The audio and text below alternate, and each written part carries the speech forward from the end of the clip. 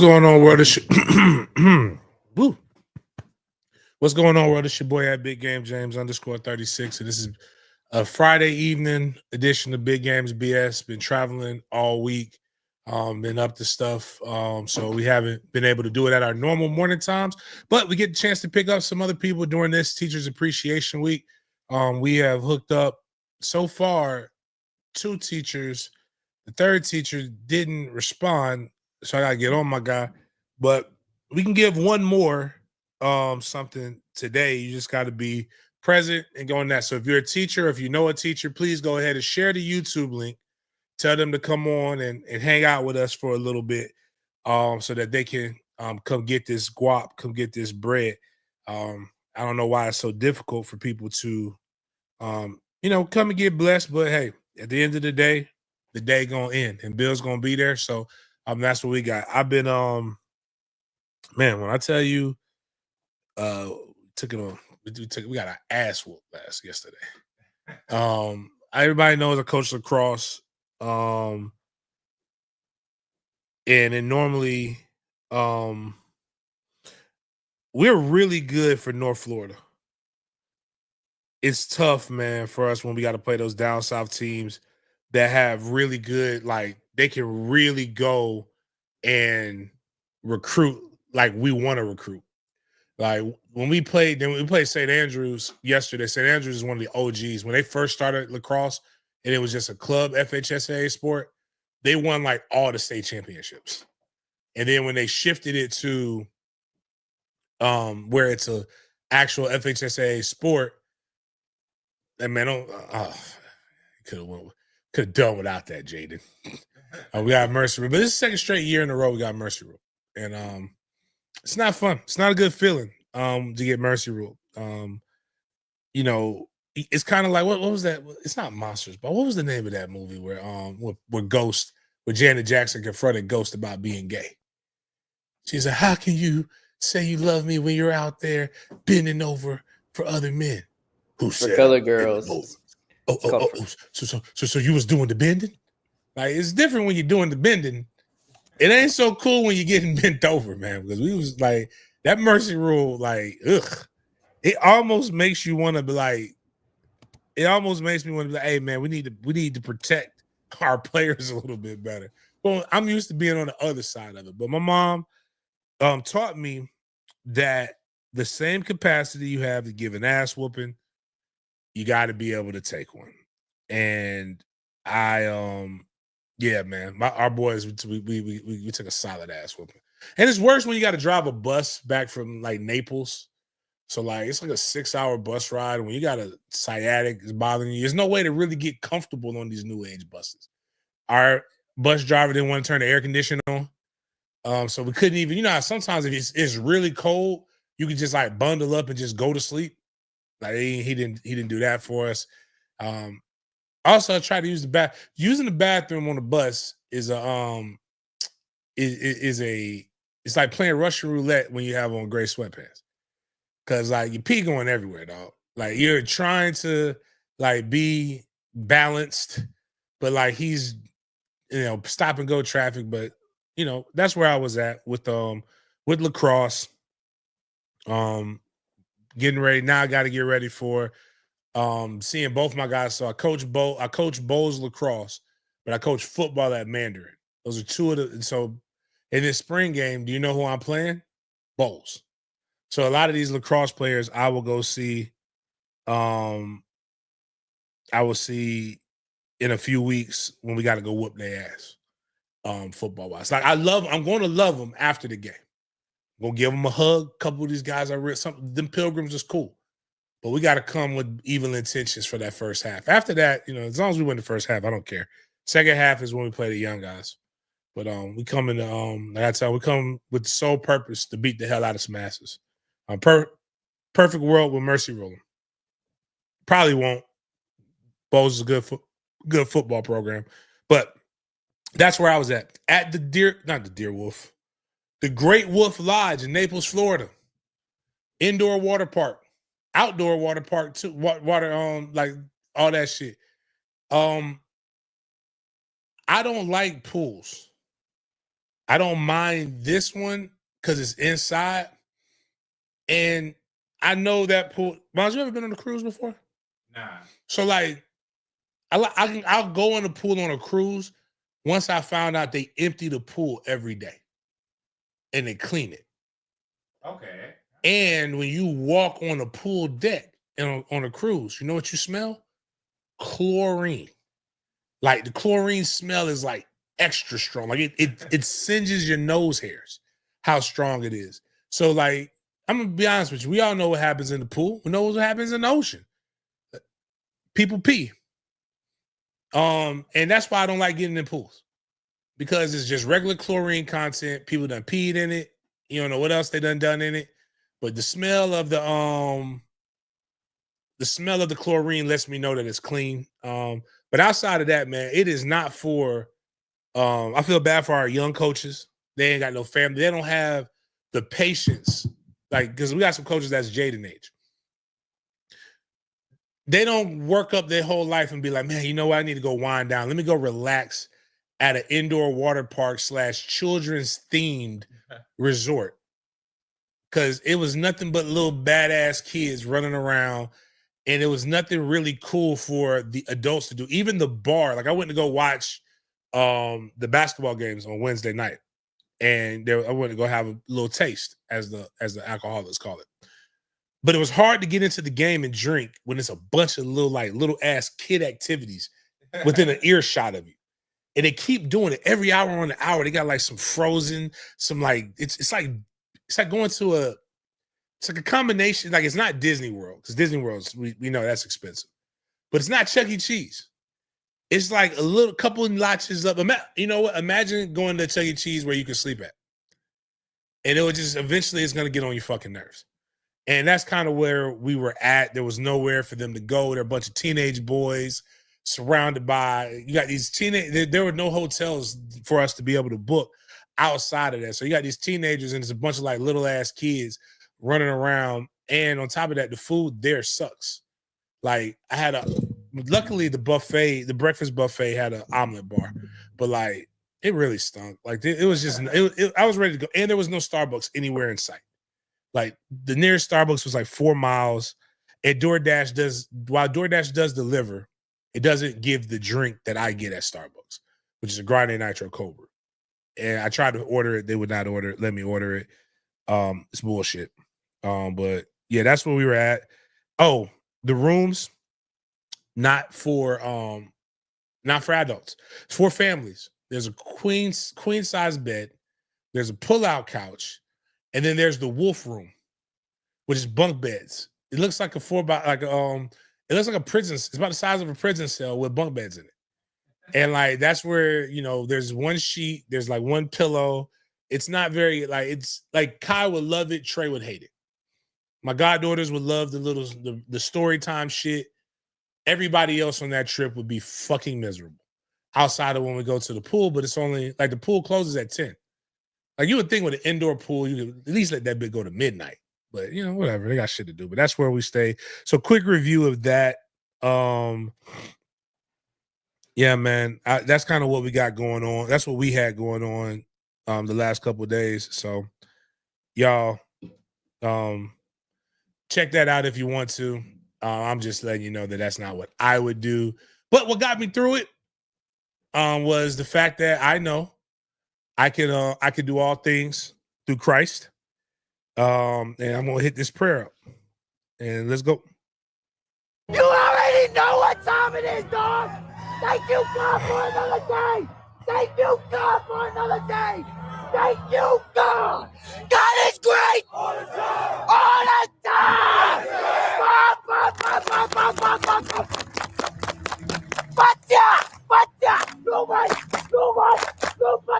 Thank you, God. Thank you, God.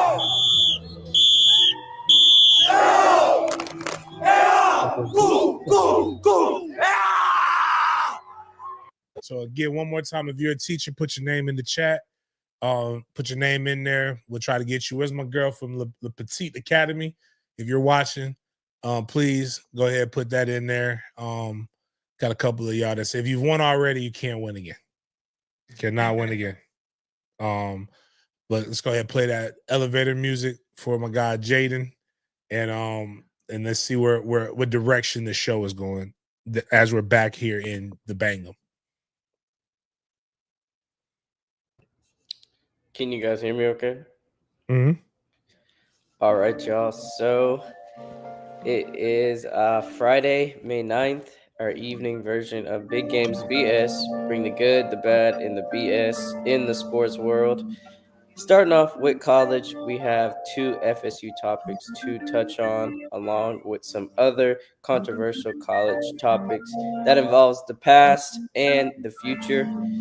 Then we're going to the NFL. First day of rookie minicamp started, so we're going to have some footage across the league from some teams participating in the rookie league debut. And then we have our Big Games BS segment at the end to cap off our show with the topics outside of the typical sports world. We got some acting debuts and some old heads wildin' segment. But first things first, I did not mention this, James, but you mentioned this in the prelude, let's just call it that. Got this video, somebody from Bowles. Fucking Asher. Yeah. Good kid. 225 for 26 reps. Let me Oh, break wow. down Asher's reps here because I love these videos, and it never translates. Let me before I say this, I am a big Asher Gato fan. Want Asher at Mandarin.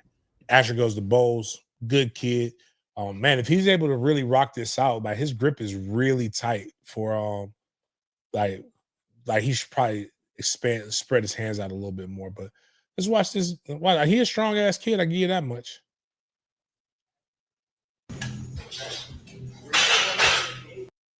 Nah, he's short stroker. Still impressive. Smooth.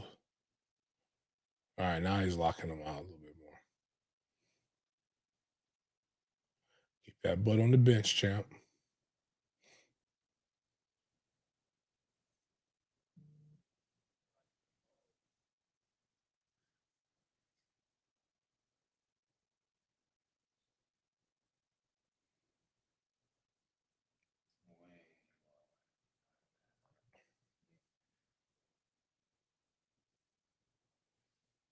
That's crazy. Don't touch the bar. Okay, that's impressive, man. Regardless of that's Yeah, for a 15-year-old, that's crazy. yeah, that's nuts. That's nuts, man. What was it? DN. Asher's nice. I took a picture with Asher in New Orleans, at the Adidas gifting suite. Good kid, man.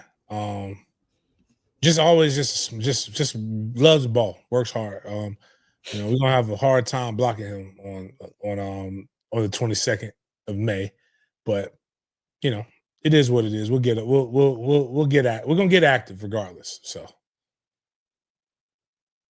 Speaking he's a of, top 100 player. One of the three local kids that were top 100 players for the class of 2028.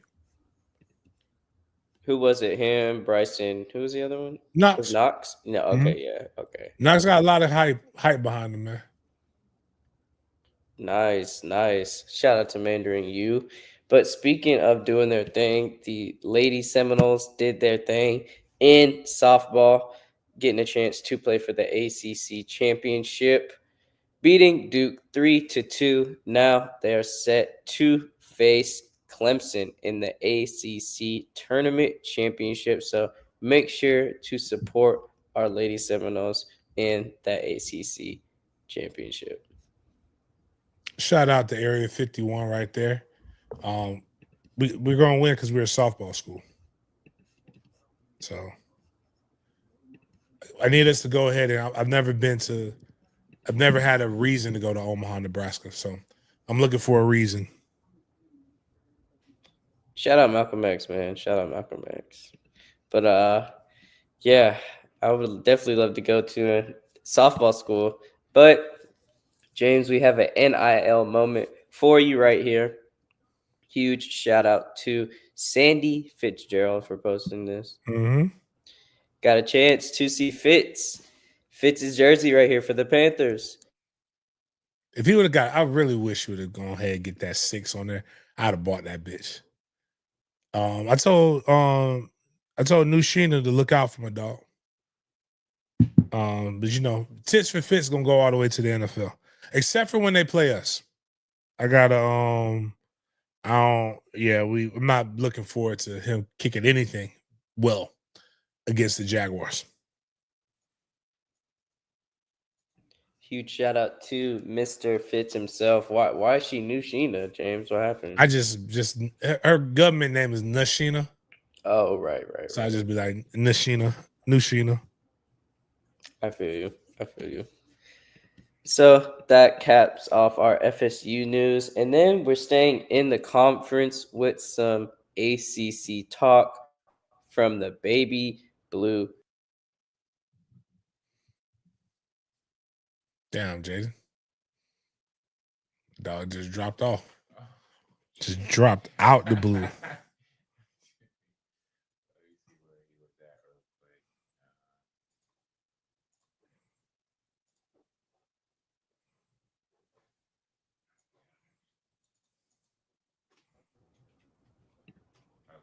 All right, my bad. Can you hear me? Yeah, we can hear you. Okay, my bad. Something just logged out right quick. But anyways, I'll re-say what I meant. Staying in the ACC with some talk from the Baby Blue Capital in Chapel Hill. This is coming from Bill Belichick and Jordan Hudson. This is not new. They've been continuing to be in the news with the antics, with the stories. So there was a rumor that came out that Jordan Hudson, Bill Belichick's girlfriend, was banned from UNC's football facility. Somebody quoted, "There is deep worry for how detrimental Jordan can be for not just North Carolina, but Bill's legacy, reputation, everything he has built and worked for over decades." But there is some new news that came out that says North Carolina says Jordan Hudson is still welcome in UNC football facility despite reports that she is banned. Quote, "While Jordan Hudson is not an employee at the university or Carolina Athletics, she is welcome to the Carolina football facilities." James, do you think people just leaking stories out now to try and get their attention? I think people do that all the time. Just they know it's a wild thing. They know it's going to be able to get some info. But man, like if you look at the what, okay. I've heard it said this way before. Actually, it's some man, damn. I don't want to say because I feel like it's too. There's some things that she can do to Bill that can't nobody in his family do to him. Or shouldn't, you know, that's what in theory, you know, that's what we should. But like, I mean, you at a certain point, man, like it's a phrase in football world that's been used since I can remember, at least since high school, because high school is when you really start really getting into girls. I didn't play football before high school, so I don't know. Maybe it's in Pop Warner too. We haven't used it because right now our young guys at 12U and stuff like that, they just they're enamored with the fact that a girl might like them. Like they still believe in cooties a little bit. The girls are, believe it or not, y'all daughters as fast as fuck. First off, they're like the girls are way more not developed, but way more into it right now than the boys. I'll just leave it like that. As a guy, as a father, I know that for sure. But in the high school side, we call it undefeated. It's undefeated and untied. And that's vagina. Wars have been fought over vagina. Was it the Iliad was one of the stories that a man he didn't just fight. A war was in it, but this man like fought cyclopses and like his whole life was centered around not dying to get to some pussy that he got over a decade ago. It was his wife's pussy, but I'm just saying, like he was about to lose it. She was about to have to give it up to somebody else. That's what Bill's going through right now. This woman can call the first play every game if she wants to. Like y'all just got to get over that. Y'all talking about ruining his legacy? He's 70-some years fucking old.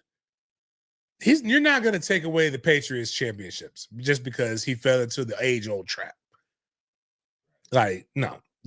He's still a good father. You know why he's still a good father? Because he's making sure his son has job security.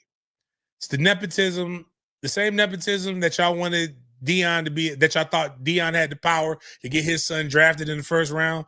The same nepotism that LeBron had to get his son that was undraftable to get drafted is what Bill is using. Just saying. You got actually my best shout out. Speaking of putting ideas and thoughts in the parents' minds, as Adrian got go. Let me, hey Jada, go show Adrian got her baby boy is going to his 8th grade prom. Shout out to baby boy going to his 8th grade prom. Like she had to drop him off. Hopefully, he ain't driving, but I'm just saying, man, he looking clean. Probably got on some smell good. Little girl's gonna be all up on him. Just saying, man. I'll have these conversations. That's why you need a family and a tribe, right? I had the conversations that y'all are afraid to have. Because people had to do this to me. And even though I talked to my daughter today, it's still one of the most traumatizing moments in the locker room that I ever had. I wish she was able to pull a Bill Belichick type, because that girl's 23, Jaden. Do we remember? I think she's 24. Shit, I feel like my daughter's not accomplished enough. Because at 24, this chick is got one of the greatest coach of all time. And then she had a billionaire before him, right? Yeah, that's kind of what them escorts do, James. Yeah. Well, I'm glad, that maybe I wasn't a bad enough father.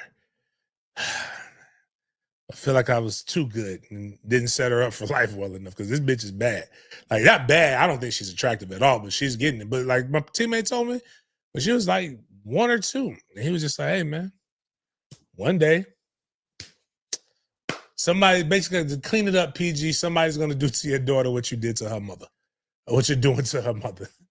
And I didn't want to hear that, but that's kind of, unfortunately, what happens in life. But Bill's family, the Bill's family clearly hates this chick, but she doing some crazy, she's doing some amazing things that Bill has never seen in his life, or she's doing it well enough to where he doesn't even care. Consistency is at a certain point in your life, you got to slow down and just have some consistency. And kudos to Bill for that, for recognizing that. Got the picture, James. Yeah, man, look at that boy, all handsome and shit. Fresh twist. That's on her stories. She didn't. Yeah, it was on her story. You gotta put the right song behind that. You gotta put it's 2 T-Pain songs that would go very well with that. T-Pain with Rick Ross. You got the fresh lineup, fresh outfit, about to have a parking lot on Smash. You gotta have that one. Or I got the shoes with the matching fit check. Yeah, I got the jewels working man around my neck. Yeah, take a picture. Click, click, click, click. Check me. Yeah, I know what I'm doing. Pain get you right. Back in them 2000s, Pain had the songs for you to get ready to go to the club. That's what he was known for. Very Tallahassee. Very Tallahassee.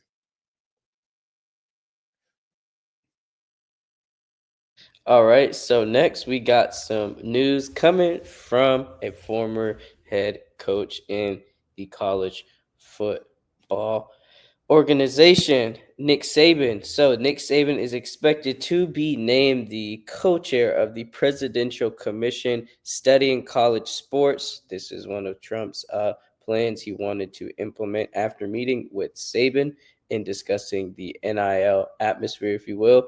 Then Peter Nakos came out and tweeted this. Quote, Texas Tech NIL Collective founder Cody Campbell, who sold his oil and natural gas company Double Eagle for $4.1 billion, will be the co-commissioner with Nick Saban, a part of this presidential commission. Saban seeing what politics is like. This is all about control. Gotta get the color, gotta get these little nigglets back under control. That's what he want to say. I mean, just again, let's just be, if we're gonna be anything, be for real. Like, I'm just so, it's the purity of the game. We got to get it back, and it's too much money in the game. You know what we need to do? Let's bring a billionaire who sold his company just so he can make more money, put more money into Texas Tech. Let's put him around the kids. Like, this is what the problem with the, now you're making, what you're going to make it worse. And what's going to happen is all you suckers are going to say, oh, well, now they're going to just sprinkle something on it, and you're going to be like, oh, it's okay. Nothing's going to fucking change. Nothing has changed. The only difference is now the money is up front. Everybody before was saying, oh, well, you know, the bag man. You know, everybody was like the bag man. Bag man this, bag man that. I remember somebody telling me, oh, man, to use Nick Saban as an example, man, you know how I know Derrick Henry got paid? Derrick Henry had a Charger, and he was driving around with a brand new Charger, and nobody, I'm like, man, Derrick Henry mama lived in the same fucking house. And I'm not saying people didn't make money. They talked about Dalvin Cook making bread. I've heard the stories about that. I've heard about all these stories. Shit. Before all of this, there's a couple kids in Jacksonville that I know Georgia dropped 50K on. The problem is that everybody in these, like the groups that I was in on Facebook, Gullah Note, before NIL became a big thing. Gullah this. Everybody talks about this. Oh, man, the bag man. Oh, that's why this kid flipped, because they paid the bag. Now, all of a sudden, NIL comes along, and you don't, like, all of a sudden, now we got money in sports. Money has always been in sports. It's always been it.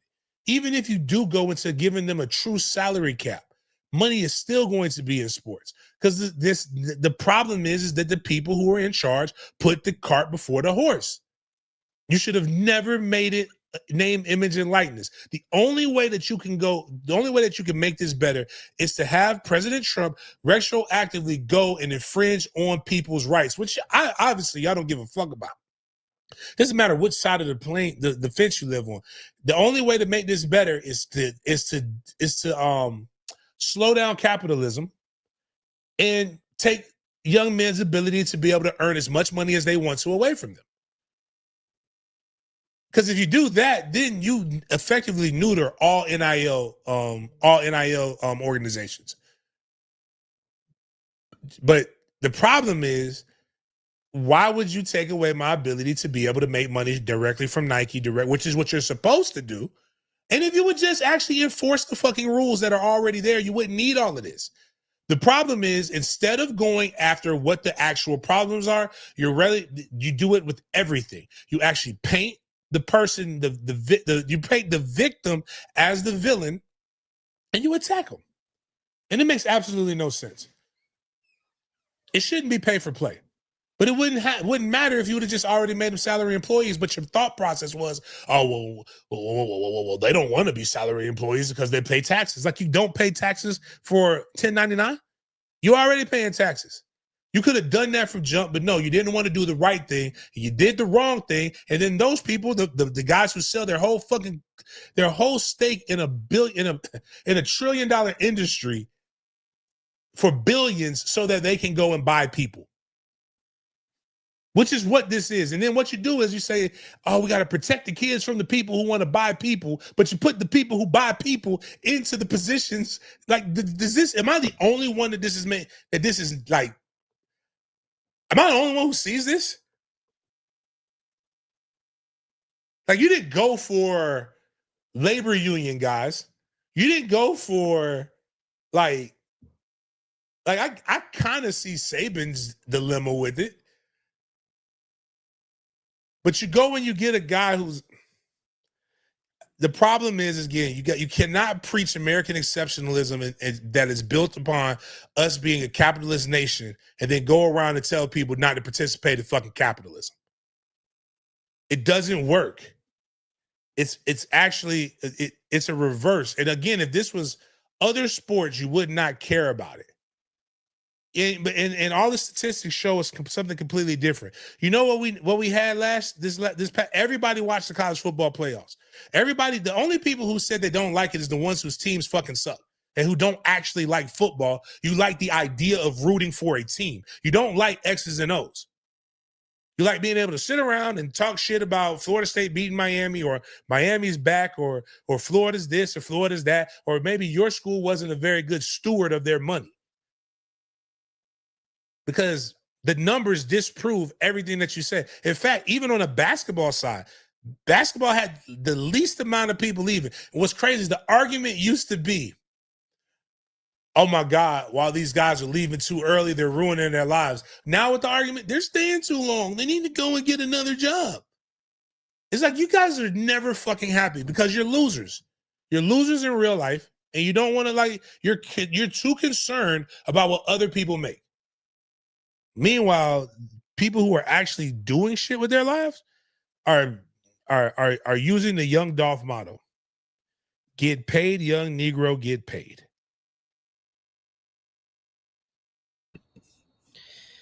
Oof. Well, James, R.I.P. to Young Dolph, man. Yeah, Then, it was a man, real that's one. just still sad. Still sad. Speaking of coaches, we have a familiar one to the state of Florida and to the Jaguars organization. You retweeted something associated with this coach, and we're about to dive into it. Urban Meyer believes lying to the NCAA should end coaches' careers. Quote, I don't believe it will happen, but if you put a rule in the rule book, if you lie to the NCAA, your career is over in college football. Unquote. I know James. that ain't who I think it is. You have no shame. Like Nick Saban. Keep going back to Nick Saban. And these kids are getting, these little nigglets is getting paid too much money. Meanwhile, Alabama Booster Club pays off both his houses, gives them a bunch of money, but like, nah, the money in the game is too much money in the game, corrupting the game. They're not doing anything for coaches. Then you got Urban Meyer off the top rope saying, I believe that there should be more honesty and integrity in the game. Brother, have you not, like, do you have no shit? This is what a good coach has to have no shame. Yeah. Has to have no shame. For you to fix your lips or type with your thumbs by lying? Brother, brother, I don't care if it's to the NCAA, if it's to a player, it's to, brother, you are the king of the lies.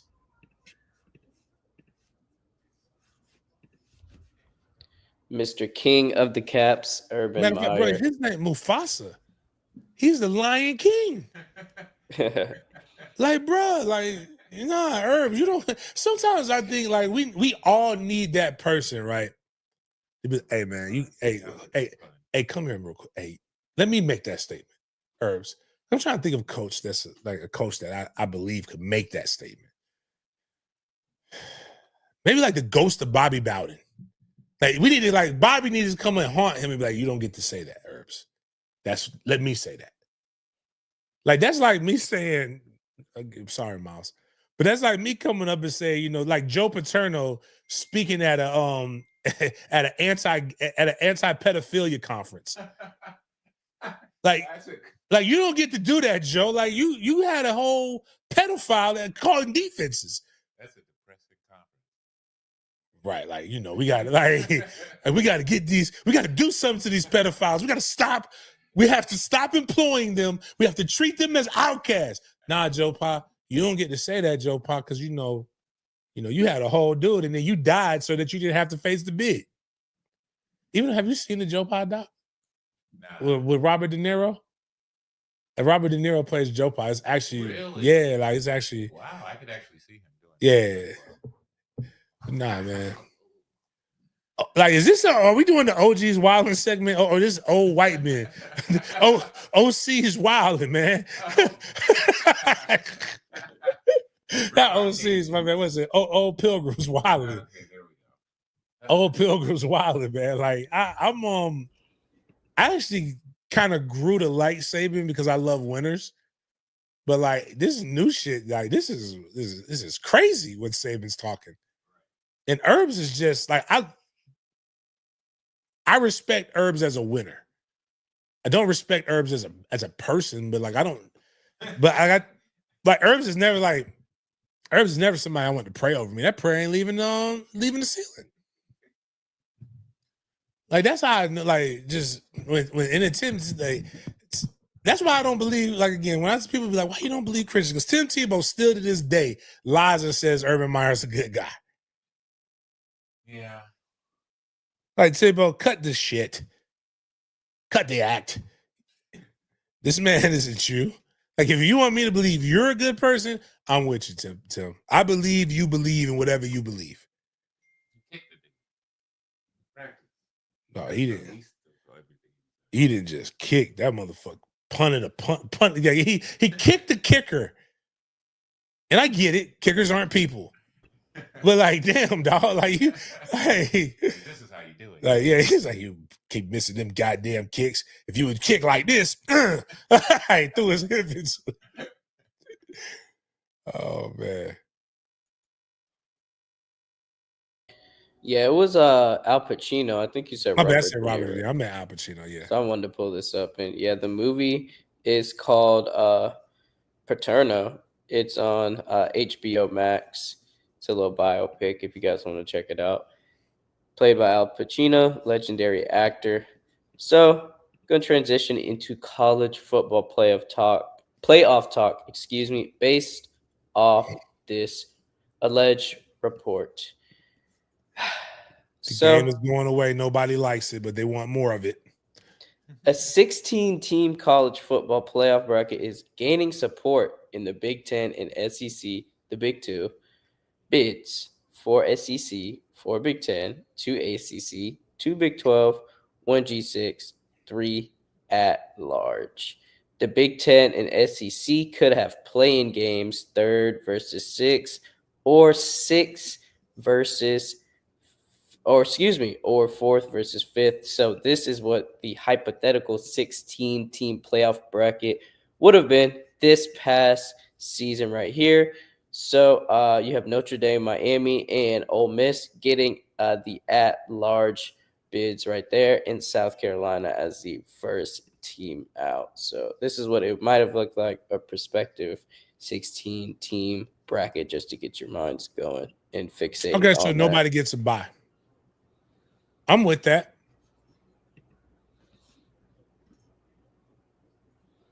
So you're a fan of this layout, this hypothetical layout right here, James? Yeah, I just don't like. Here's what I don't like. Miami gets a better draw. Like, there's got to be, if I'm going to play a conference championship, there's got to be something beneficial for me playing that extra game. Otherwise, I'm just gonna like not play it. Like, Clemson shouldn't be in a bus all to where they play Georgia.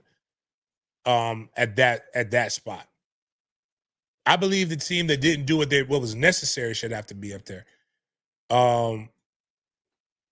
But most of these matchups, I'm not opposed to.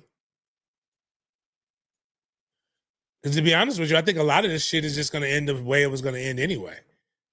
Was that Ohio State playing Alabama? Yeah, that one's looking good. And Ole Miss versus Texas too. I would like that one, but I already know. I Games. think Texas and Ohio State would have had the same, like, they're both beating the shit out of those two teams. For sure. I do believe Tennessee SMU would have given SMU a better outcome than what SMU had to go through originally. SMU went up to Penn State, right? For the playoff? Yeah, who did they play in the playoff? No, they played Clemson. SMU played SMU and Clemson played in the ACC championship. I'm trying to figure out. SMU went somewhere where it was cold. Oh, okay. Never mind. I thought you meant for the for the ACC championship. Nah, but like, some of this stuff I like. Yeah, it was Penn State. Like, I don't think Arizona State should have to play Notre Dame for winning. They have to give me something that does not punish winning. But I'm okay with this. But like, winning and playing that extra game should give me something. That's just my whole. Or just because or this may take us one more step to what it really needs to be. And we just should stop. Like, fuck the conferences. Like, bump these conferences. If this is the case, get out of the conferences. Treat it more like the NFL. They're more like a division than anything else. So, I'm all for it. I'm all for it. But this just goes against what everybody's saying. Oh, the games are bad. Nobody likes it. this college football product is just stinks. It's putrid, yet the ratings go up every fucking day. Like where more people are watching it than ever before. Like maybe we just got to find a new way to express this our displeasure and not speaking so fucking definitive. And like just say, okay, man, this is not like this. I can tell you this is not the game that I played. Doesn't mean I don't like it. It's just not the same as the game I played. But you know what somebody could say from when I played in, my last game was the last college game was 2005. Well, January 2nd, 2006. If you went back and looked at January 2nd, 1986, I bet that person would say, that game's not the same as it was when he played. And if you went back to 1966, they damn sure would say, look at all them colors on the field, football field. The game is not meant to be played like that. Like the problem is the same things the same critiques we have, you can take those and you can put it in any era, and they always say that new era is not as good or not the same. But the statistics show that the game is growing. I just wish it was a smidge more violent. Just bring the violence back a little bit. Outside of that, it's actually a very fun game. It's fundamental, X's and O's, the same rules, the same tried and true rules apply to it. If I'm more violent than you, I'm going to win. If I got more cats, it doesn't matter what play. If I have more people win their responsibility, then more than likely I'm going to beat you consistently. You got to have cats. But I like that 16. You know what I would be doing? Watching all the motherfuckers during the holidays. That would be nice, getting that 16-team playoff. I don't know, James. We'll see how far this will go if this report turns into reality, but I'm here for it as well. And we got to cap off our college segment with some good news, with a good interview. So, Boise State running back Sire Gaines has a speech about why money isn't everything, and it's gone viral.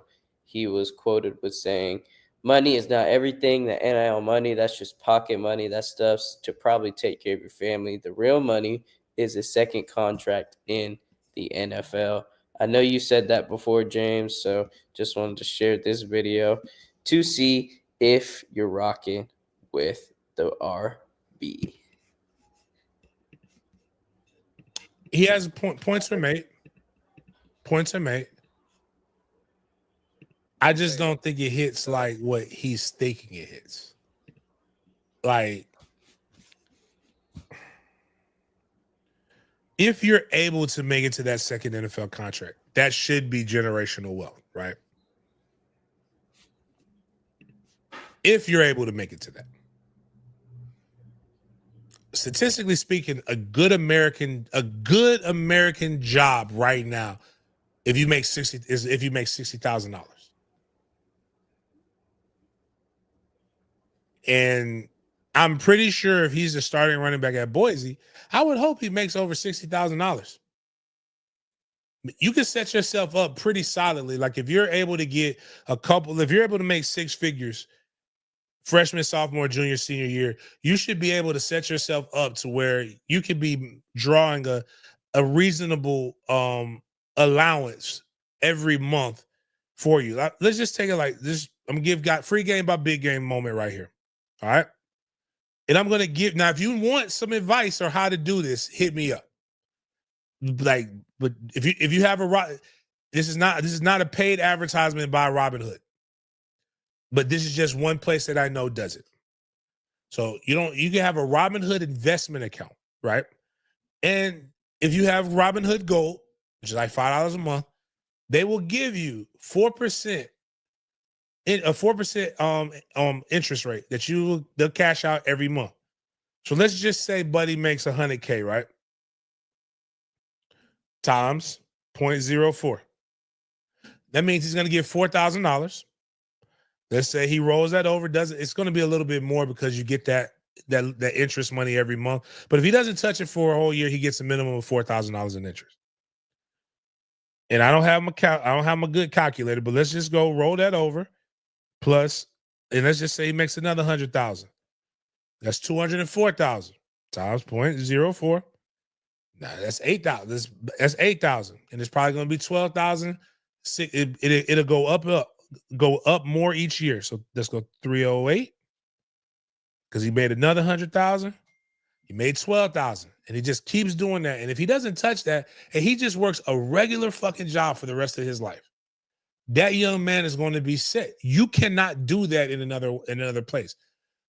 And the problem is that if you make 100,000, if you're a true tried and true American that has grown up, that has been educated in our system, if I can make 100,000, you know what I want to make next year? 200,000. At minimum, I want to keep making that 100. So if somebody's going to pay you more money, like to get out of it, and you're in Boise, fucking Idaho, brother. If if Florida State sees a value in you, I'm just using them, and they want to pay you 3 times more money than what you're getting paid at Boise State, you're a fool to stay there. Even if the goal is to go to the NFL, because check this: how many people from Boise have gone to the NFL in your position? I'll tell you this: I've only known of 3. And that's me not, I'm gonna be honest with you, that's me being ignorant to Boise State football. Doesn't mean they don't put a good product on there, but if you played in the SEC, in the Big Ten, somewhere in the ACC, you're more likely to be able to get where you need to get, and you're more likely to get a bigger bag, all because of the NIL. In fact, as I've said on this show right now, I don't want people, if I was coaching college, I don't want anybody around me who's not trying to go to the NFL or who is not trying to get an NIL back. I want you to make more money. Because if you make more money, you know what that means I'm going to? More than likely, I'm going to make more money.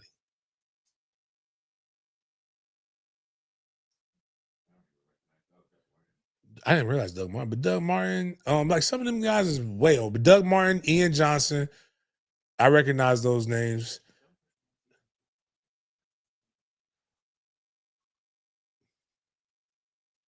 Oh, Jan Jai went there? Okay, yeah. So that's 1, 2. I don't remember him. Oh, this is just top 10 guys. I don't think some of them made it. One of the guys got. I'm trying to remember if it was Ian is the one who proposed to his girlfriend after they beat after they had that big win. But yeah, and I'm cool with that. And again, this is not a Boise State hate moment. Like, go be great. Like I tell some kids, go where you're wanted. Like, one of the coolest things ever is like to go somewhere and been so good that people remember you years later. Like, it actually is an ego boost. I ain't even gonna hold you. Like, being truthful, the only reason I am P. Doug can call me damn near whenever he wants to. You know why I answer? Because it's still fucking surreal that Peter Ward fucking calls me and thinks I'm good. Like, because to me, I'm like, that's fucking Peter Ward. You know, it's like, that doesn't make it trips me out. Love it to death, but like, you know, it's hard to do that at Florida State. It's not as hard to do it at Boise, which is, again, it's no knock, but it's still the same tried and true thing. Man, that shit cool walking around your campus with your kids and with your old lady or whatever, and they like everybody stop and say, "Oh man, I remember you when I was a kid." Shit feels good. It boosts your self-esteem a lot. It's a lot of people go to their school and don't nobody know who the fuck they are. Now I would imagine that has to be like a terrible feeling. Like, to be like, you know, yeah, I was here and just nobody, you know, nobody knows who I am. But like, you know, again, kudos to him for saying that. Do we have the actual audio? Because I don't want to pick this young brother apart and like, you know, and I'm misinterpreting what he's saying. Because right now, I just say he don't got the slave genes that the other one had. What was my boy that Jason had? Yeah, that Genty. I don't think he's gonna be as successful, brother. Money's not everything. The NIL money that we touch now, that's just pocket money. That's just stuff to keep you maintenance. That's stuff to probably take care of your family, but that's not everything. The real money, second league, second contract in the NFL, that's generational. And Ash showed us that. Like, he showed us that just because you got $1 million offers, football is still football. You still got to put in the work. Doesn't matter how much money you get, work still got to be done. So he That's stayed true. here and worked. Now look, he 31 million, and Las Vegas is tax free. Come on, we smart. Me and JMO did the math. Like, hey, he's blessed. So just because God told him to stay patient and sit where your feet is, he did. Now, money's not everything. Stuff. I ain't gonna lie to you. But it's a little, let me correct you, young brother. Just because it's okay. Got a safe space. You get paid. It's a good place to be, right? So he knows 9 checks are going to be tax free. Those other, was it? Make sure I'm saying it right. No, it's 16. Yeah. I think it's 9. I think you play half and half. 8 checks are going to be tax free. The other 8 checks depend upon where they play. You get taxed for where you play at. Oh, wow. Yeah. So like that's why people want to play in Florida. You don't want to play in Cali because you know half of your money, half of your game checks are going to be taxed with Cali dollars. And then, but if you play in New York, you are actually not just, you are subjugated to those city, state, and federal taxes. So in Vegas, though, he's just subjugated to federal for those 8 games. So he's still about 30, about 30%. Like, he ain't just walking away without paying nothing. Like, so, but I'm gonna be honest with you, Ashton Genty was gonna get paid no matter where he was at. The young man's good.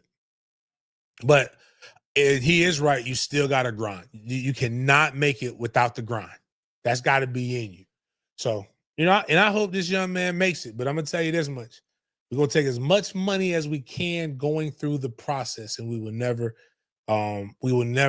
like lose sight of that. I probably would, and be honest with you, if Trey's good, again, I always put it a caveat. I believe he will be. I believe if he does what the fuck he's supposed to do, him and Killer will be really good prospects and be able to do whatever they want to do. I will probably be that. I ain't gonna be Dion.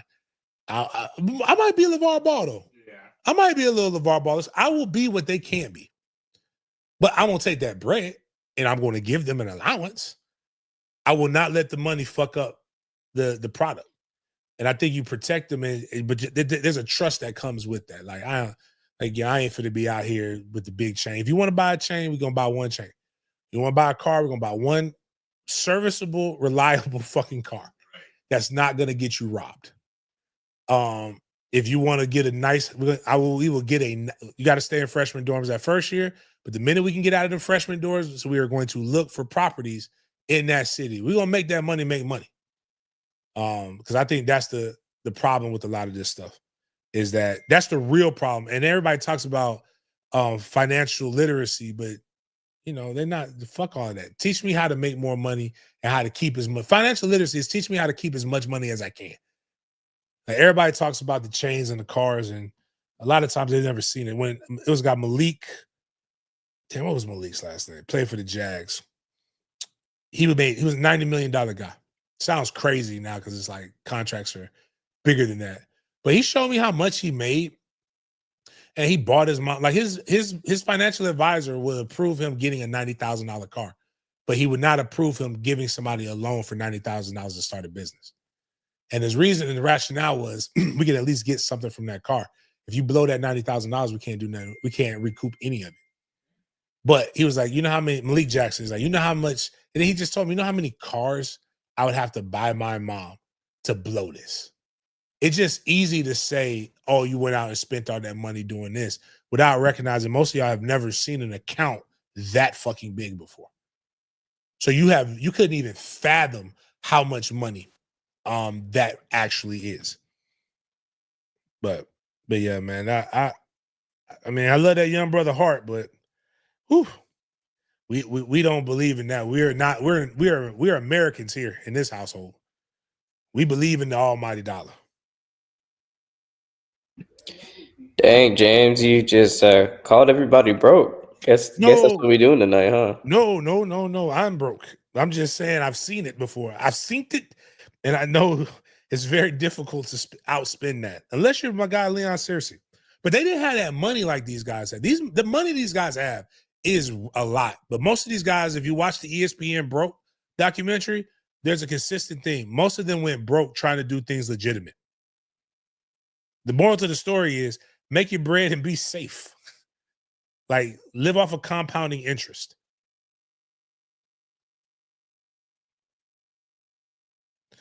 I fucks with this dude, man. He petite, but I'm every day. James is getting. I want to hang out with James a little bit more.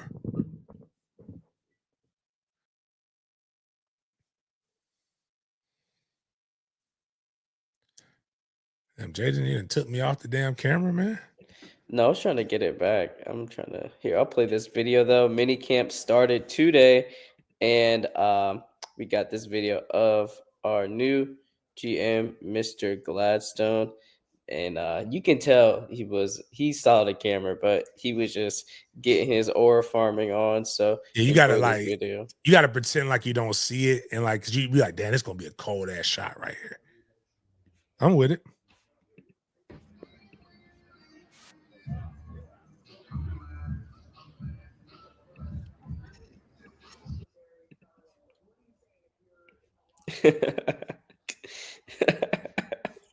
It just looks like a Hollister commercial.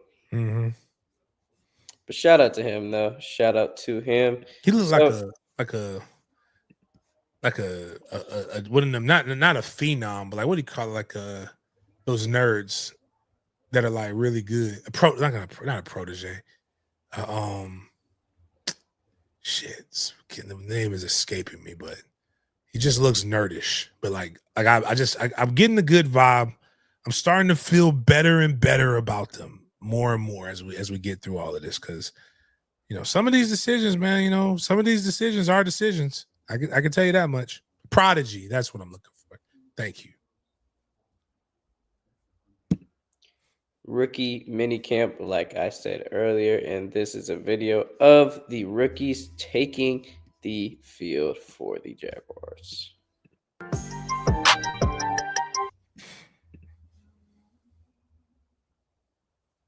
Ugh, 45, boy, that's a stank number.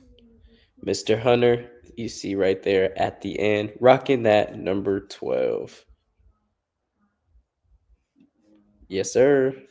Speaking of Travis Hunter, he is repping the Jaguars hard, even on his grad day. Congratulations to that, man. Big accomplishment there. Huge accomplishment. Travis Hunter was spotted wearing Jaguar pajama pants under his gown at the Colorado graduation ceremony. Huge shout out to him for getting his degree before going into the league. And yeah, James, just huge accomplishment for Travis. Anthropology. Oh, wow. So he didn't get like he didn't go to school to play football. That's not what that was not his degree. He got an actual degree. Now I don't know if he's gonna go with dinosaurs and when he's done, but that's a man, like he didn't go social science like I did. Yeah, what did you what was your major again? Social science, interdisciplinary, emphasis on history, with a minor in econ and psychology. Oh dang, okay. It's really not that big of a deal. I just took classes. What happened was people don't realize a minor sounds real impressive, right?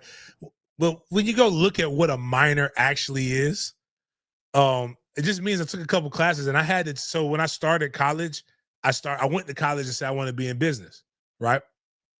And you had to take econ. I had to take micro, macro, and it was another econ. And I believe it was like once you took 12 hours, you can actually apply and they'll give you a minor. So I just happened to take 12 hours of econ and 12 hours of psych, which the classes weren't necessarily easy, but they weren't hard either. They were prereqs. Now, my problem is I can only do regular math. Like once you start adding the A's and the B's and parabolas and all that other shit into it, I ain't got time for that. But 1 + 1 = 2, I got that. Multiplication, good. Subtraction of division, never really liked that. So those are my weak points. So when I had to take college algebra, and I wasn't. I took it one time, and it was in a big old. It was I don't know what classes you took your freshman year, but college algebra was one of the big ass classrooms, and then even then I had to go to a what do you call it, the lab class, and the lab class had like 60 students in it, and I'm coming from a school where I think my biggest class at Florida High, I had like 25 students in it. So like my freshman year, I'm not only having to learn how to play football and travel. I'm in like baby bios. Did you take baby bio? Um, Or I you might have online shit. But my first class was at Ruby Diamond Auditorium with 1,000 people in it. And then we had labs, then I had to take that, but I just wasn't doing that shit. yeah, I don't think I took bio, but I took environmental science. I remember taking that because I was business, I was finance. So Yeah, so you had yeah, to, again, you one of them smart brother. Like yeah. Trav. I guess, yeah, yeah. Like Trav. Shout out to Trav, man, and he repping that number 12 number. And these are the other numbers for the rookies on the Jags. Got Ransaw, 27, Caleb Ransaw, Wyatt Millum, 64, Basul Tutton, 33, Jack Kaiser, 54, Jalen McLeod, 53, Ryan Lane, 25, Jonah Mohan, 60, and LaQuint Allen Jr. with 36. James, your number. Huge shout out to the Jags. Congrats on getting these numbers. And we got some more news to talk about. James, we got a chance to get an interview with this guy. We got to watch him through the Senior Bowl, get a chance to interview him at the Combine as well. And he has made history. Iowa State wide receiver Jaden Higgins, who was drafted by the Texans, has agreed to a fully guaranteed 4-year, $11.7 million contract.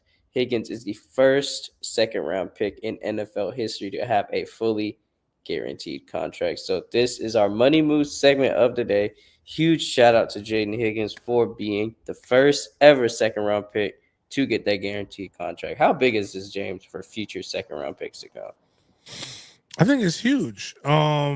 One of the things that I think a lot of people are going to have to realize is that the only reason baseball contracts and basketball contracts are fully guaranteed is because nobody will sign them if they're not.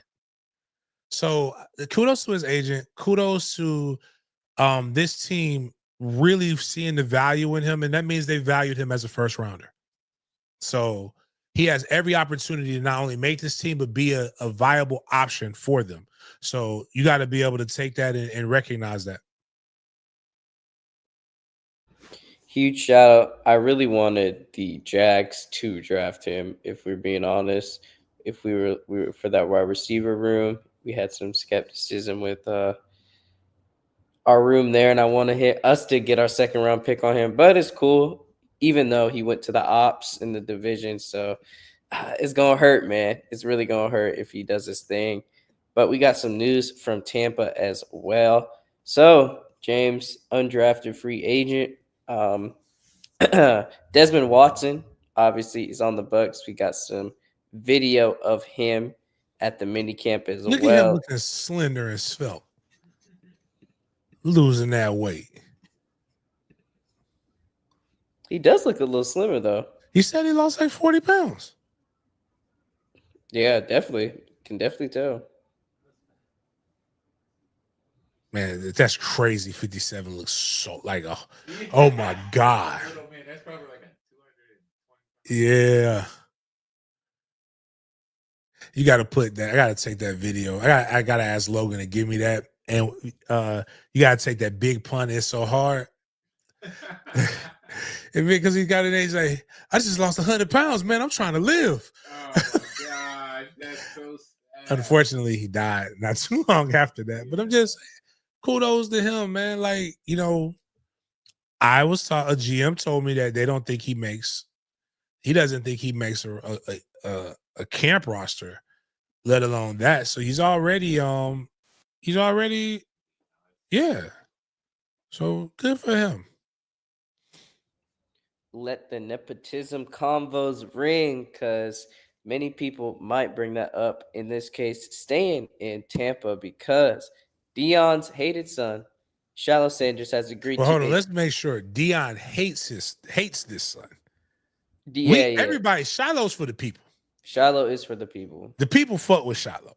Dion just doesn't like Facts. Shiloh. And the funny part is, he might be the one that makes it. He might be, because he just signed a 3-year, $2.965 million rookie contract with the Bucks. So huge shout out to Shiloh. So James, he's in a what do you gotta position that's say? different than like Shamar Stewart and a lot of these other people. His ass gotta sign. You're gonna sign whatever we put in front of you. But people are like, this guarantees that he makes the team, and they're not gonna put this much money into you. When none of that is actually true per se. What would be more true is if he how much guaranteed money is it? So like if you see this and he's like guaranteed $1 million or $2 million, they ain't cutting him. Like that's damn near a guaranteed contract. No, he just signed a contract. And they have a which means that if they cut him, they may have to like they'll feel a little bit of pain on the cap hit, but he's got to like I'll be more curious to that, but congratulations to him though. I think he more than deserves it. Shout out to Headache Gang CEO Shiloh Sanders, because he was trying to give them boys headaches all season. And speaking of headaches, the Bengals are having a serious migraine with Shamar Stewart, defensive end who they drafted. So if you guys did not know, Shamar Stewart is holding out from practice until his rookie contract is agreed to. Quote, I just decided not to sign those papers. I hate being on the sidelines looking at everybody else do work. So we're going to play this video and chat. Let us know what you think of the holdout by Stewart. And James, I'm ready for your opinion after we hear the clip. Participate in mini camp today? I just decided not to sign those papers. Do you anticipate signing your contract before Monday to join the team, or you're not sure when that's going to come together? I would hope so. I mean, I would love to be part of the team. I'd be on the sideline just looking at everybody else do work. Say how tough it is for you. Yeah, especially on the first day, it was kind of tough on me. Are you part of the meetings? Are you doing other things as part of this? Oh yeah, I'm doing everything else. I'm just like on the field stuff. I'm not doing. It's just bad optics. I mean, at the end of the day, he's not missing anything. It's rookie minicamp. They're going to try to make him look good. He's in the meetings. He's learned the playbook. It just doesn't look good when you're holding out before that. And he's already protected. So like whether he signs, like he'll get a guarantee, whatever they'll slate it eventually, his money is guaranteed regardless. So like even if but we've seen this with with the Jags, Dante Fowler tore his ACL.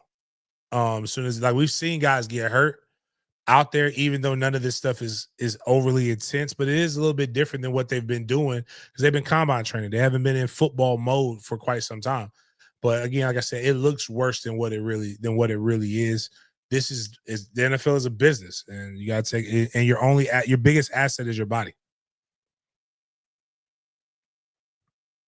The NFL is indeed a business. And speaking of business, sometimes you just got to keep your business to yourself. So Michael Penix Jr. and our boy B-Mac, a.k.a. Bryant McFadden, FSU legend, Pittsburgh Steelers legend, were doing an interview in Waffle House when Bryant McFadden said what he likes to add to some breakfast entrees. Get ready for this, James. See if this is out of pocket or not. I'm from the South, so I like ketchup on my eggs and my grits. I'm from Florida too, man. I don't know about It's a weird ketchup thing. on the grits. Yeah, I got it from my granddaddy. I've man. seen the ketchup on the I put eggs. ketchup on everything. My grits, my eggs, my collard greens, rice. Oh, nah, not green the collard beans. greens. Huh? Not the collard greens. Yeah. Hot sauce? Yeah, hot. You don't put ketchup on a hot dog? On collard greens, Collard green. I'll put Cabbage? hot sauce in them. No. If anything, not Mm-mm. ketchup, man. Mm. Not on collard greens. Yeah, man. You know me. I'm a big. I love my teammate, dog. But he might be a nut ass freak bull, man. B Mac might be a nut ass freak bull on that one, boy. Matter of fact, hold on. Let me see my dog. I'm like, dog, he got my nigga, dog. Ketchup on collard greens, bro. Oh man.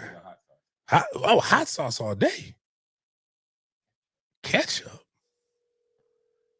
I put hot sauce on a lot of stuff. Hot sauce on eggs, hot sauce on collard greens, hot sauce on. If somebody sprinkle the dad, you put them on grits because you know you're getting shrimp and grits. But like nah, but ketchup and grits, that's a little too much of a. It's a weird flavoring going on there. It could just be a thing, you know. Again, sometimes people just like stuff. He ain't answering because I mean, he know he got that out there. He got that video out there, like, because that's say, hey man, yeah, people want to answer, dog. I ain't know my dog B Mac was a nut ass freak bull. Sometimes you know, the one problem with the internet and podcast, we learn more about each other than we want to know. Like, boy, out here, it's just some of the again the combos are just what. Nah, we can't. That I don't know what that's about. But yeah, like you put ketchup on it, like it's like putting hot sauce on a waffle with syrup. Like that don't make. Like, I mean, I guess I don't know, man. Bruh. Dog, they'd be like, hey man, everything all right at home? They'd be like, hey man, check this. Who is this person, man? Who invited him? They're gonna lay hands on you. They gonna take some oil. They gonna throw in. The power of Christ compels you. The power of Christ compels you. That's what they're gonna do. Oh, that's wild, bro. That is wild. And the collard greens, that was the last straw for me, Yeah, I guess. ketchup I never heard that before, though. I'm being honest. I never heard that. That is a first. I never heard that. And I still wish I never heard that. But James, we got this game to play. So it's going to show you the colleges of a offense in the NFL, and you got to guess the team. You ready? Okay. All right.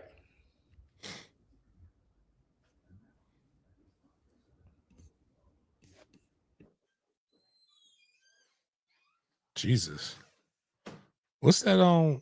What's the wide receiver? What mascot is that next to South Florida? That looks like Eastern Washington University. I don't know this one, bro. Come on, you know this one though. Think about this draft, and you know this one. You do.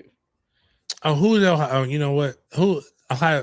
Damn, I don't even remember who Ohio State. The dude just got drafted.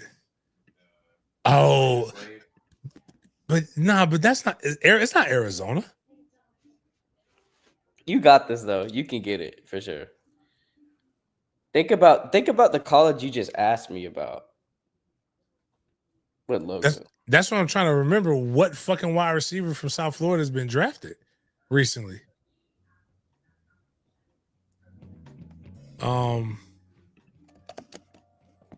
North Dakota State guard.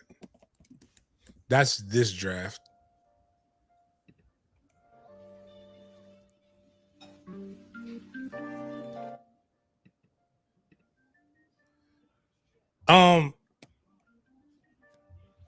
Nah, it's not. It's not. No, it's not Seattle. Did Seattle get the kid from Ohio State? It's Seattle. It's Jackson Smith Ninjigba. Oh, okay, then the Seahawks. Yes, the Seahawks. Yeah. Okay, yeah. all right. That's what I was trying to. I was trying to get into that. All right, cool. All right, let me. Yeah, so the Eastern Washington is Cooper Kupp. Yeah. And USF is Marquez Valdez Scantling. And then the lineman, obviously the North Dakota State, that's Gray Zabel, who got drafted this year, like you said, Yeah. James. So I just thought this was cool. I like doing stuff like this. That's just to see. that'll let you know how real you in it if you're a normal person. How much you really do pay attention. Yeah, I got this probably on like a little bit after like 10 seconds because I saw that North Dakota State and Ohio State gave it away. So it's cool to see that. Difficulty was medium. How did you say his name again, though? You got to be careful when you say the Ohio State wide receiver name. Jackson Smith and Njigba. Yeah. I was hanging out with Nick Jimba. Not last year. So, but real talk, like wait a minute. Yeah, because this was 2 years ago. He was in the VIP with us at opposite Section 87. Shout out. Shout out Section 87. But he was kicking it with Xander, little Xander's local Jacksonville guy. He was trying to be his agent, but he had came up there. It was funny. I actually got him into to lounge that night. This again, Jaden, you could probably get your own like little reel about how unexcited. I mean, you probably had a good time at the combine, right? Yeah, that was fun. Yeah. Just imagine that on times 10 the previous years. Oh, that was a slow year then, huh? Yeah. So like with the last 2 nights of the combine, you had to have VIP to get in, or you had to stay in line. And I had to go walk outside. I had to get Sheena in. I had to go get everybody in. Like you had to walk outside. Hey man, they with me. Boom, and they walk by people to get into the cigar lounge. Huge shout out to Burn. That was a fun time at Burn. We had that Drake song going, Dice Pineapples, and I had to explain the bar to you, James. Had to explain it to you, but shout out Drake, shout out Kendrick, shout out everybody. Grand National Tour going on right now with Kendrick and SZA. I think it was in New Jersey not too long ago, and it was doing numbers. It's wild that to hear like so at the lacrosse championships. There's only 2 artists that were being played. That was Drake and Kendrick. Hold on real quick. Hey, bro, ketchup and collard greens? Yes, sir. And grits? No question. Eggs? Oh, yes. I give you eggs. Eggs, I've heard that before. I'm not a fan of it, but I've heard of that before. But I have never heard of ketchup and damn. You put them in string beans too? Yes. I think like a seasoning for me. Bro, like I was like, that's some nut ass freak bull stuff right there, bro. What else? You got bodies in your freezer? I bet not. Nah, man, we just saw that thing. We was watching it. I was like, man, I said, my dog. I ain't know my dog was like that. So I ain't know hot sauce. I get hot sauce, but I got a taste bud of a toddler. I can't do no spice. I hear that, man. Everything good with you? Oh yeah, everything good. How you doing? Hey man, minus the BS. My life great. Just trying to get ready. Trying to slow down so I can get ready for the fall. They got 2 home games in me to make me want to keep coming back before I give up on them for the year. I'm coming to Alabama with no expectations. That's what, and hopefully the outcome don't just flatline what you think you might see out of the gate, because who knows? Like you said, I have no expectations. I have no expectations. I'm coming to have a good time.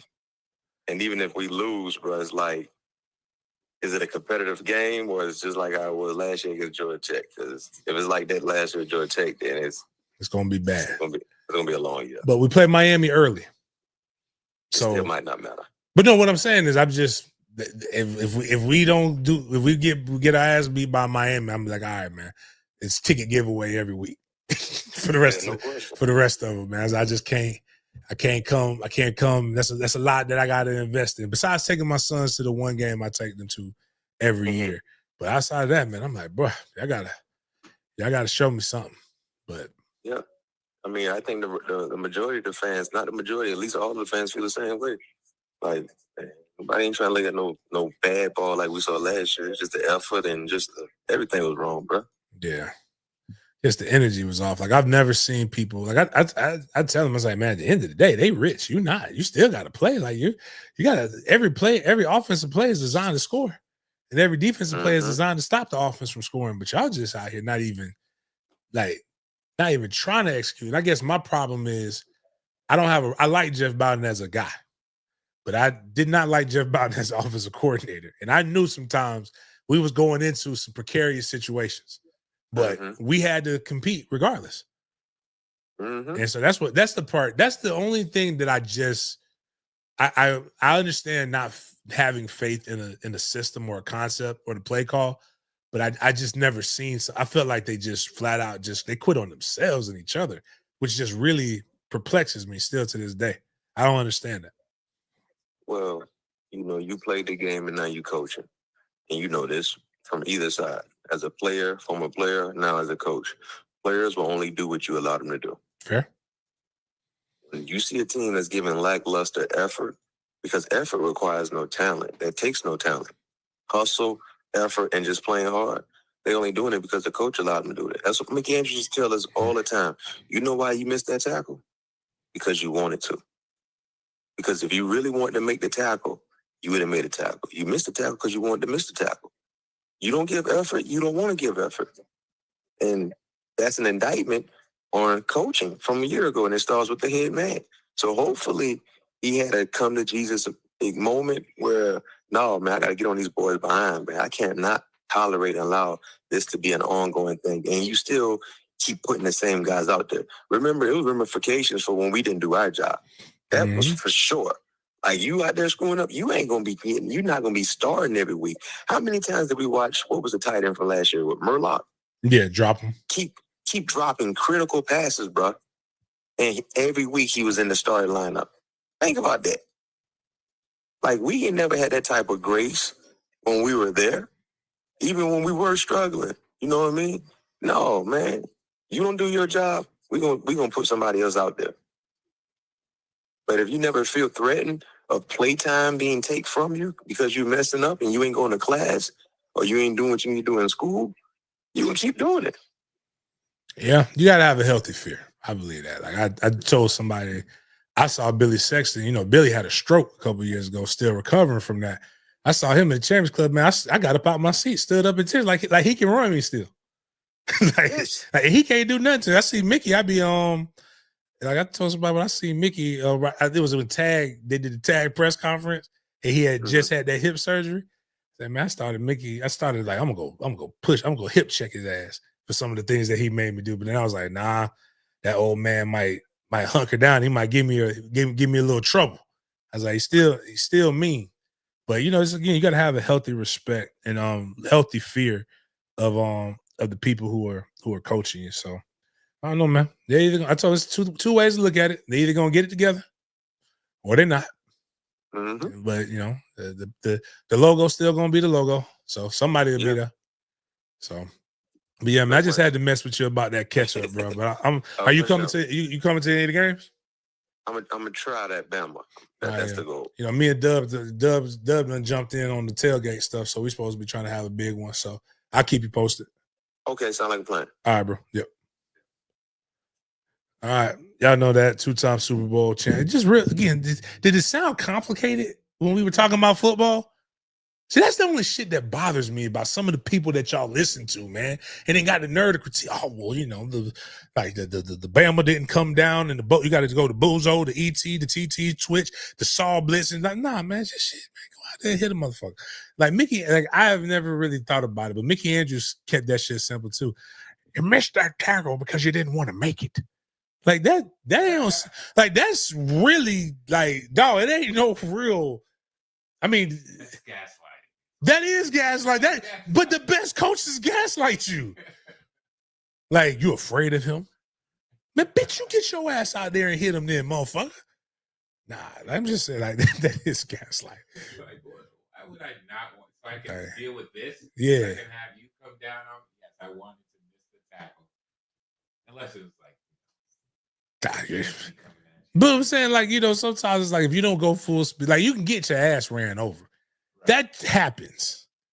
But if you didn't get your ass ran over, then you just didn't want to come over there. And they're challenging your manhood. They're like, I thought I recruited somebody from the projects. I thought I recruited a gangster. You over here, you a wankster. Like, nah, that shit's funny, man. All right, just cool. See, they call back. That's again, B-Mac is one of the best corners to play at Florida State. He answers my call. I'm gonna get something crazy next week from Travis Johnson. That's just gonna make no sense. Only to me and Travis. He was a first round pick, one of the best deep tackles, but should be fun though. I'm a fan of my friends and my teammates. So yeah, I need them to win though, because my life's easier when they win. All right, what else we got, Jaden? We are in our big games BS segment. Gonna transition into some videos. Gonna get through these topics. So, James, we got 2 old head wildin' segments for today. Oh shit! It's technically the third one. Yeah, I was about to say it's gonna be 3 Saban because and Herbs was wildin'. Y'all are letting me down for real, letting the younger generation down because y'all doing stuff like Mr. Michael Irvin. So, Michael Irvin and Anthony Edwards took a picture after they destroyed my team, the Golden State Warriors, 93-117. And he snuck in a kiss on the cheek, and Ant replied, "O.S." Been back and healthy and ready to go in game 3 in San Francisco. Michael Irvin getting a little Ant time right now. Lauren Jabara is over there waiting. Got to get a picture in with the Hall of Famer. Ant a YN. All right, so part of me wants to I don't know, man. I hate that. I don't know, dog, because that's nasty. That's nasty, bro. So I'm gonna do that to Trey for his whole life. And Cott. They're never gonna be too big. But that's your son. I know, I was just saying, but there's no relationship with them. But Michael, again, y'all be letting Mike get away with this Fruitopia shit. He was over there twerking and shit when Miami was playing Twerking for Jesus. Just imagine again. Let me tell you, I'm on the sideline of damn near every FSU game, right? Imagine y'all see me on the sideline. I'm out there on all fours twerking, tooting it up and throwing it back, throwing it in a circle. Y'all gonna talk real bad about me, but y'all be letting Michael Irvin go out here and do the most just because he was a crackhead at one point in his life. They got a picture of Mike when because Mike went to St. Thomas Aquinas on one of the elite private school, probably gonna win state championship in lacrosse. Really good, but been a football factory because they'll take little colored boys, pay for them, get them out the hood, get a good education, right? So,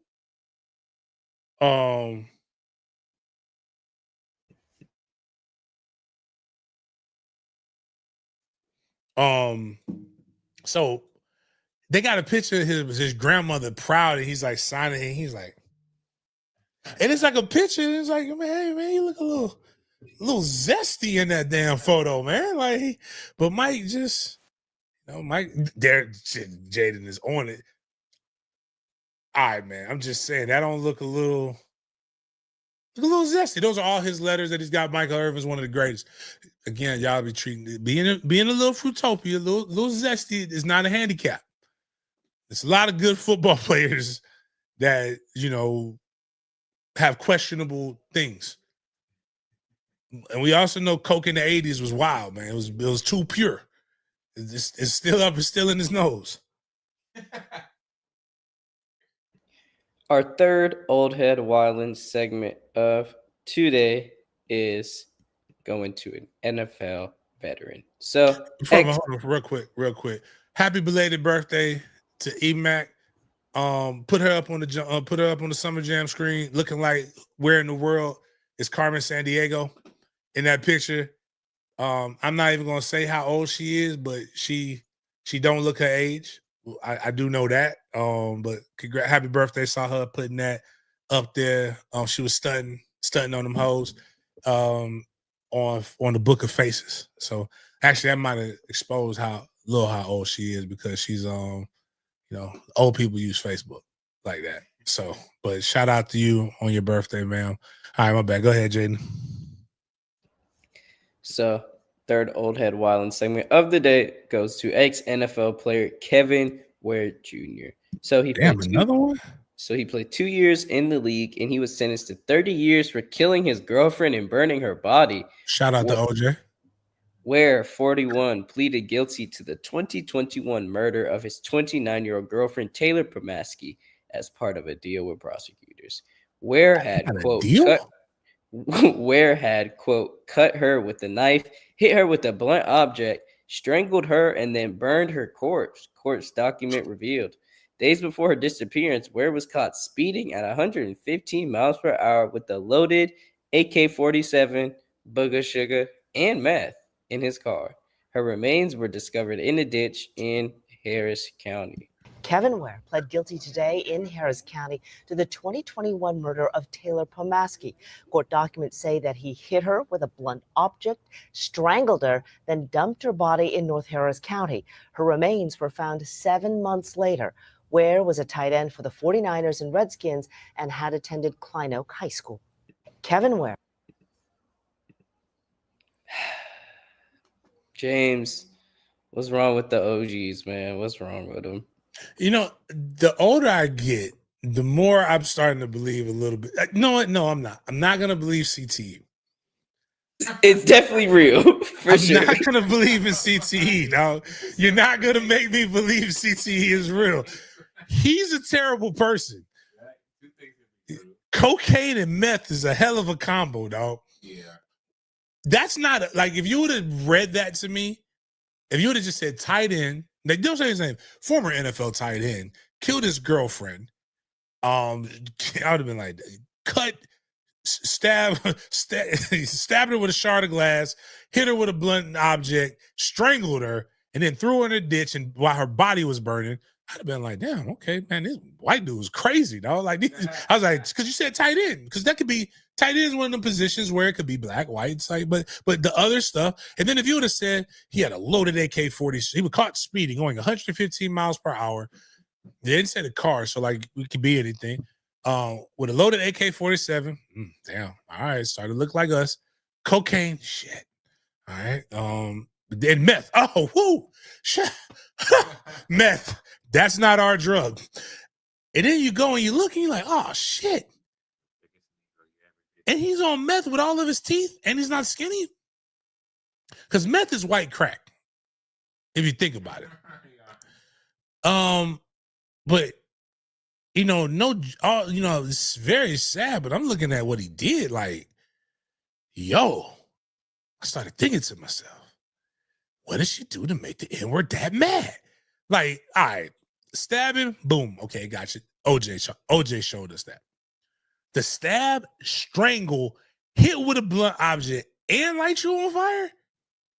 Bro, you are right where you need to be at. You get all the help you need to get, because ain't nobody ever gonna make me that mad. Like, I'm not saying I'll never get mad enough to unalive somebody. That's a lie. I don't know. I hope to never be in that scenario, but I don't know. But what I can say with my whole heart, that I won't use 4 methods of unaliving somebody on the same person. Like, that's like you just sat there and like you did it one time, then you got mad all over again and you redid it. Like, yeah, man, lock his ass up. Like, I'm so 30 years. I knew he was crazy when he took a 30-year deal. Like, that ain't no deal, bro. Yeah, you got all kinds of hope. Like, they're not giving you no 50%. No, was it 75% on this one, dog? Like, man, you killed a white woman.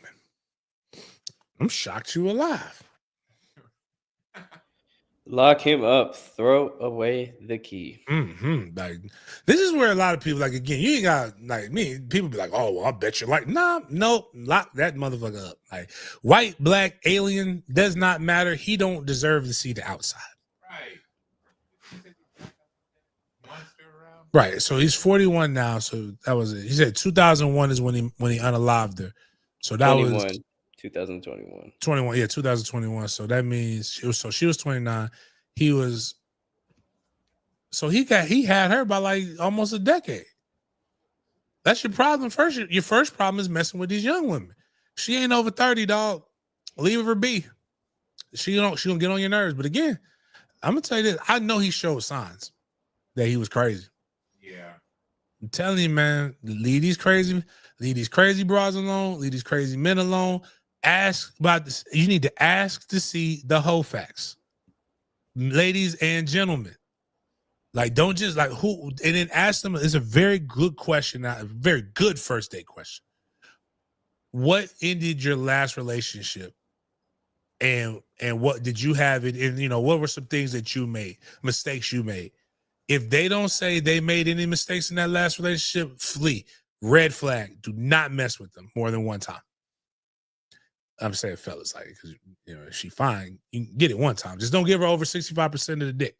Get out of there. Abort mission. Ladies, this is why you gotta have your bros around you, dog. Stop trying to do that covert shit. Keep people in your business. If you keep them in your business, you won't be found in a ditch. At least they know that somebody else is gonna come and get or get Mexican justice for you. Like, because somebody, if she had good brothers, they should have treated him the same way that he treated her. And I'm telling you, it makes people a little bit more weary to do craziness. Speaking of craziness, our boy Lamar Jackson has taken his acting debut seriously on 50 Cent's Power franchise, the Kanan franchise to be more specific. So we got some clips of his acting debut, and we're going to see how LJ did.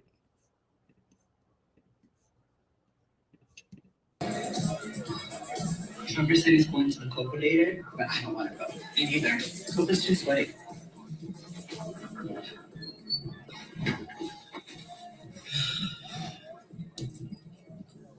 Speaking of powder,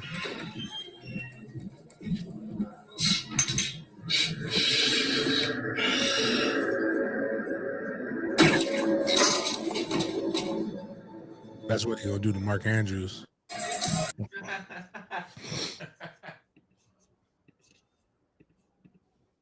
Last I heard, 5 don't know shit. Wasn't nothing. You a big old buck, huh? Fuck they feeding y'all New Jersey niggas. New York niggas. Fuck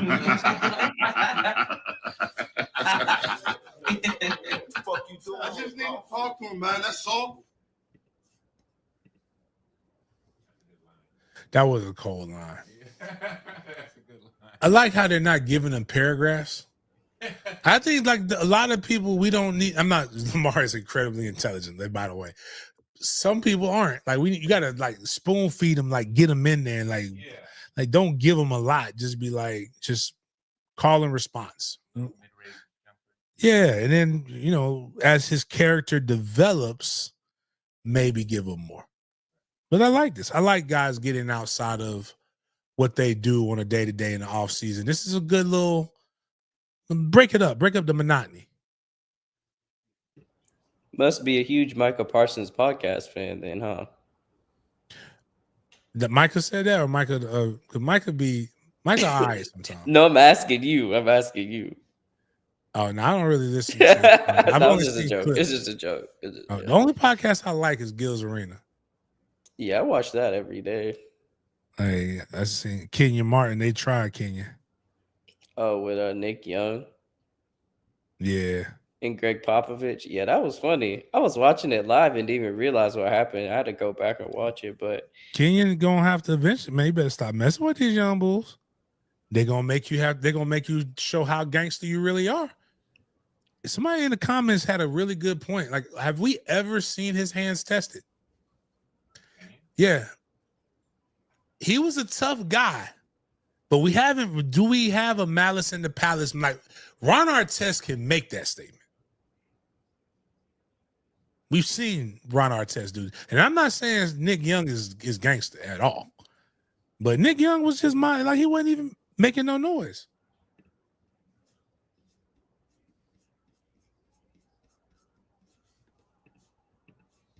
Yeah, that was. Whew. Hopefully, we get to see Kmart and Nick Young celebrity boxing match. But man, that caps off our Friday evening show. Had a great show. Had a lot of people in here, James. So huge shout out to the fans on Twitter. Y'all make the transition to the YouTube. Look at our bottom banner, our ticker scrolling across the screen, have all our social handles. So you got no excuse not to go to the YouTube. It's about to come up right now. See YouTube at Dan Media Group. You will find us. Please subscribe to the YouTube channel. Support on the YouTube channel. Any last words for the fans, James? Nah, we're just gonna get Ash. Hit us up, man. If you're still on, Ash, hit us up on the DMs. You win. So we gonna hook you up. Happy Teacher Appreciation when we send it to you. Make sure you just post it. Just say, hey, thank you from the MFTK Foundation and the Media Group for doing that. Make sure you guys realize we're gearing up for the football season. If we get them the subs up, we'll give away a pair of season tickets to wherever the team you choose. But we do have the fantasy football. We do have the pigskin pick'em.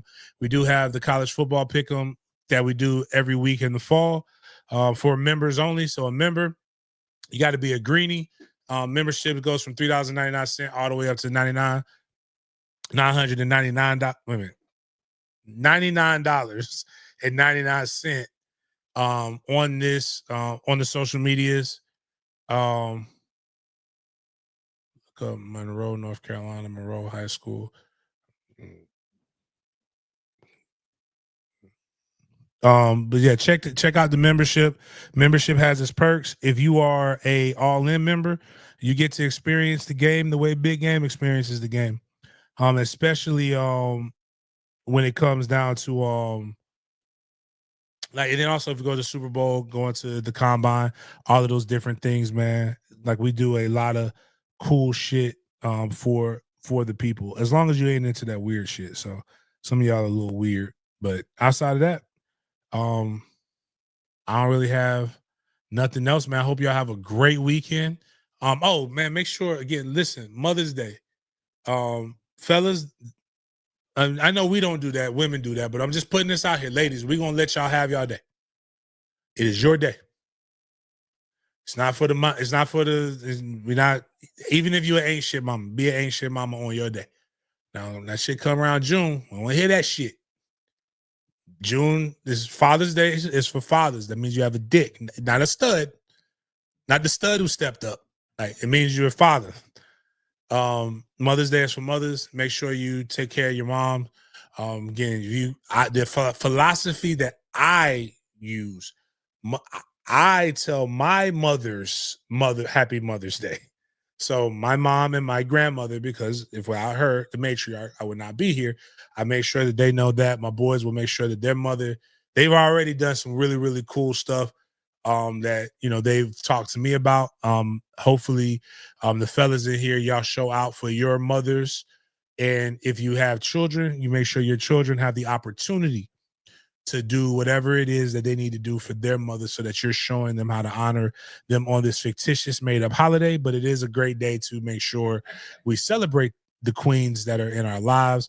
I appreciate the mothers that watch this. I would celebrate you, but you're not my mom. So I don't know if we had like a Women's Awareness Day or some shit like that. Maybe I would do that. But we have enough. I'm with 4-5. We already have enough made-up holidays. So on that note, appreciate you guys for chopping it up with me. We will see you guys next time.